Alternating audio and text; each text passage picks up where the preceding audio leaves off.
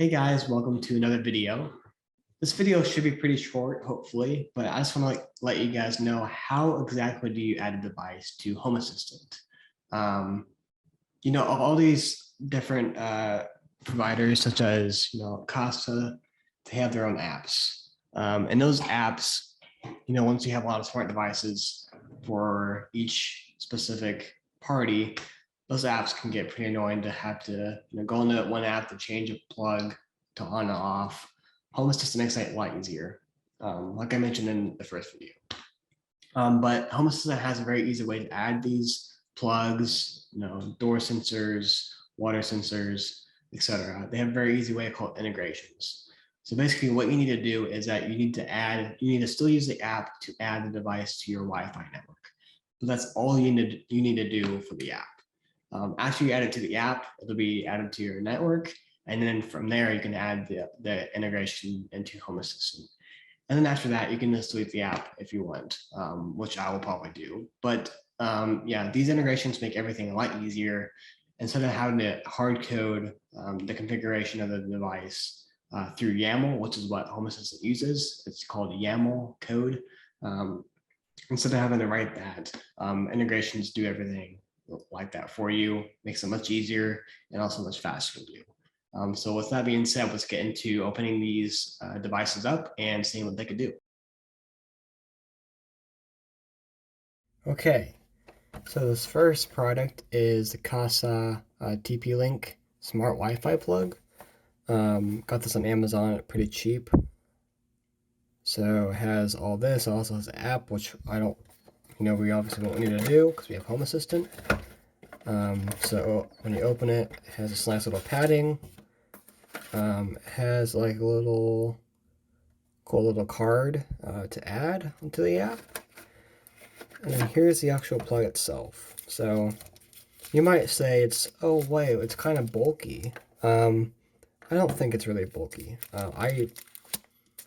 If you have 15 of these around a house, yeah, it might seem kind of strange, but for what we want to do, I think this is really nice. Plus, when you have an outlet, you plug it in like that, so you can have one on top of the other. I've seen stuff or other plugs that have like a roundness to them, and they take up two spots.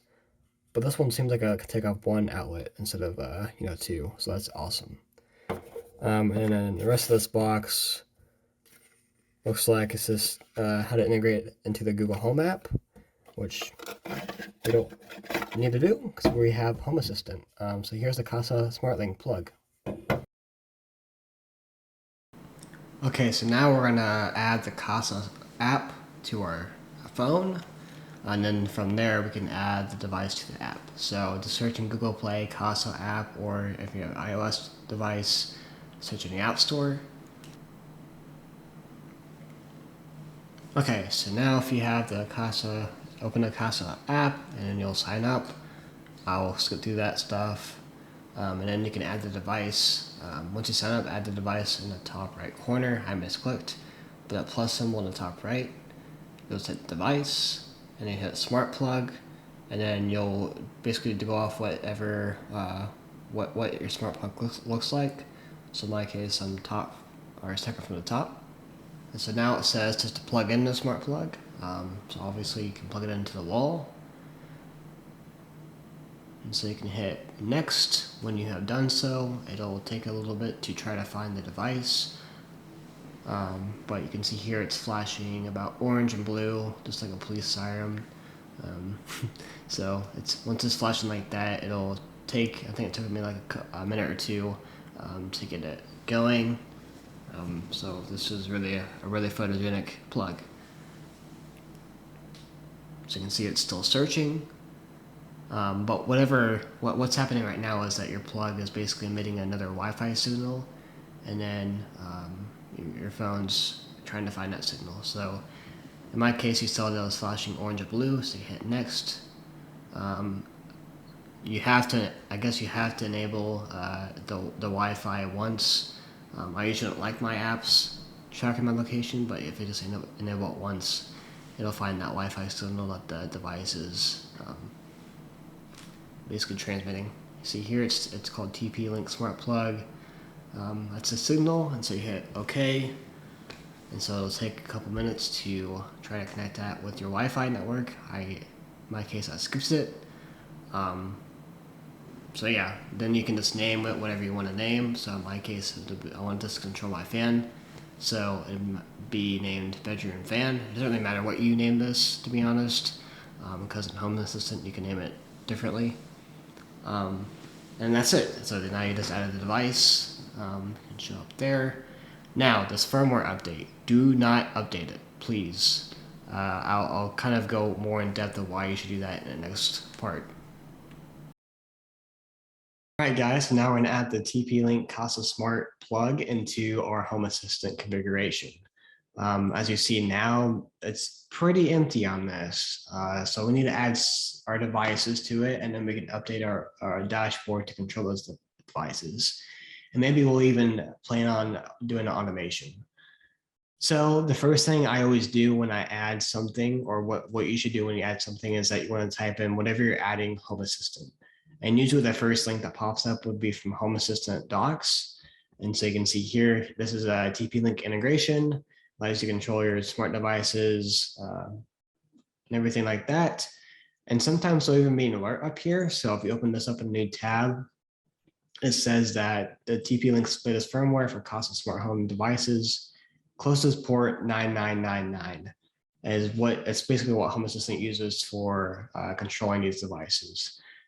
So when you're adding the device to the app, don't upgrade the firmware. Home Assistant is perfect. If you don't want to use a Kasa Smart app, you can literally just add the device to your Wi-Fi or to the app, and then just delete the app. All the app is needing to do is add the device to your Wi-Fi network.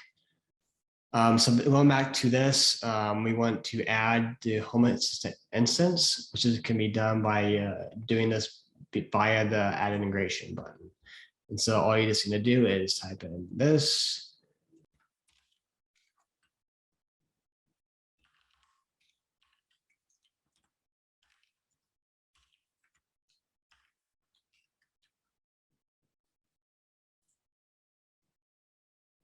Okay, so now we want to open the link, and it says, do you want to set up TP-Link Kasa Smart? We say, yes, we do. Host, which is not, we don't really need this, so we can just hit empty. So it'll take some time to actually find the device. And so I actually named that plug bedroom fan. And so you can see it picks it up. So we can just hit submit. And you can see it's even on our dashboard here. So area, we'll just put it in my bedroom. I know this isn't the bedroom, but we'll just act like it's in my bedroom. And we do find. And so now we had it added here, which is great. So you see here we have the documentation, which takes us to the exact documentation that we read. And then we have some system options and all that good stuff. And so you can see here, I know you can't hear it, you probably can't hear it, but it is turning on and off. So which is really cool. So that, yeah, that's how you add the TP-Link Kasa Smart device. So again, all you need to do is add it to your Kasa Smart app, and then don't upgrade the firmware. But once you do that, it's added to your Wi-Fi network, and then you can use Home Assistant to basically add it to via an integration. And now we have the Aqara door window sensor. Again, I've never used any of these products before, so this one seems pretty cool. So it looks like it's just made up of two of them. Obviously one on one side of the door and then the other one on the frame or something. This just fell out. I don't know what this is for. Okay, we have a little booklet, looks like. Saying thank you. And then this is probably the warranty, product information. So, of course, it wants the Aqara Home app, which is one reason I love Home Assistant, is that you don't have to have all these apps. Okay, it looks like these are stickies. Okay, and so we open it. this big white box. So let's open it from the top. Box inside of a box, huh? Oh, well that's that's a lot smaller than I would have thought. Yeah, here's my palm. Here's this sensor. I also have pretty small hands, so this is even smaller than what you think. Actually, not bad. I was expecting a lot bigger, but this picture makes it seem like it's a lot bigger. But I'm glad that these are very small. So here's a Aqara door sensor. Looks like you just put a sticky on that side, and a sticky on the other side of the small one. And then obviously you can put them on the door and door frame. So, yep, the Aqara door sensor. All right, guys. So now we need to talk about what Zigbee is. Zigbee, you can think of it as like a Wi-Fi network that devices use to communicate. Home Assistant itself doesn't support Zigbee. You need to buy something like the Combi 2, which is on Amazon for about $46. It is kind of expensive, but it's literally just plug and play. You plug this Combi into your Raspberry Pi or Intel NUC, and then you can actually add the Zigbee home automation integration into Home Assistant. And then this basically does everything, the hard work for you. So you can see that there's some sensors, there's some light bulbs, the lights, locks that use Zigbee. And so this is pretty much a necessity if you're going to use, if you're going to make your home smart, if you're going to use lights. So like we said before, the Home Assistant documentation is really, this is a pretty long documentation. You can see it's pretty long with this. But all you need to worry about is buy something from this list. So about the Combi 2, and then plug it into, Intel NUC Raspberry Pi, and then we'll add this Zigbee home automation integration to our Home Assistant to actually support these devices. If you weren't using Home Assistant, if you're going to use an app, the Aqara app, for instance, requires you to buy a hub that's like $60 to $70. So the Combi 2 is very small. You can think of it as a very small hub that connects these devices together. And so Home Assistant uses that Combi 2 to obviously connect everything together. So let's get into it. So this is the Combi 2. I don't have the box for it, but you can just buy this on Amazon. I think it was like $40, which is pretty expensive for this, but this is really cool. It allows you to get more products and devices out there. So what you need to do is just plug this into USB port, whether it's on your Raspberry Pi or if it's on, in my case, Intel NUC. So we just plug this in, and then we will add an integration to add this USB stick to the network. Okay, so we have added the Combi 2 stick to my Intel NUC via the USB port. And then once we do that, we can go to homeassistant.local. And so click on this configuration, settings, and then restart. So once you restart this and take a couple minutes to get back up, you see it says connection lost, but it's pretty quick to reconnect.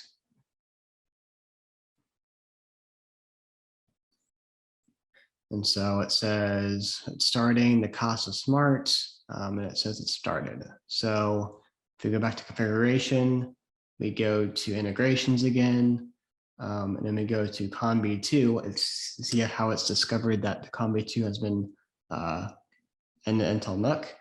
So all it's going to do is hit configure, and so do you want to set up, submit.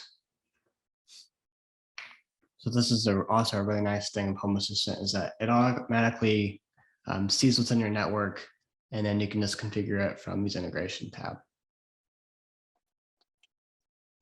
And so now that you see, since we installed the integration, we can just click on this device, click on this Zigbee coordinator, which is our USB stick, and we can add devices via this device.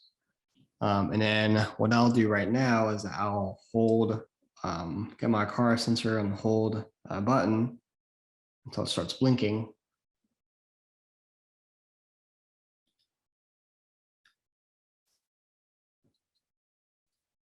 And so you can see that we have the sensor has come up. And so we put this in a bedroom.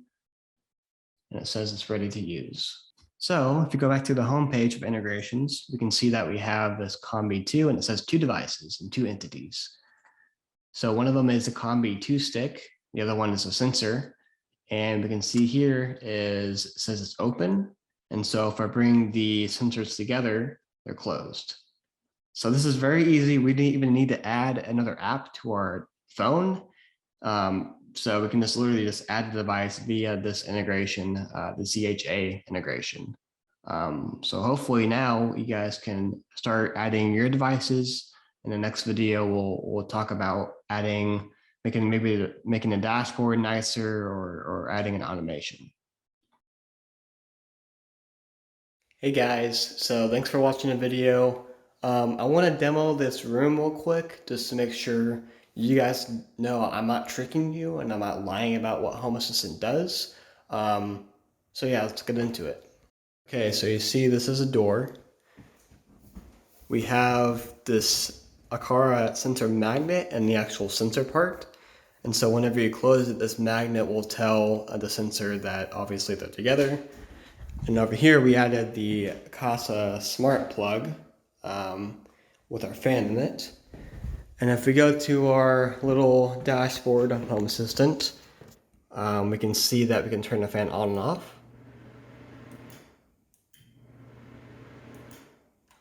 And then we can also see when the door is closed. So if we close this,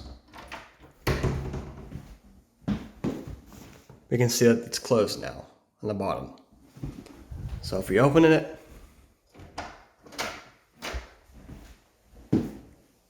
it is open.